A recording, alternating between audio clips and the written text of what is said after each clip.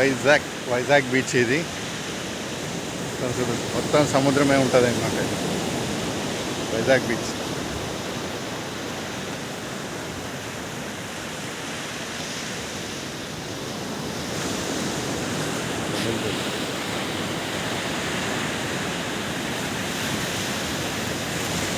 పెద్ద అహలాలు వస్తాయి.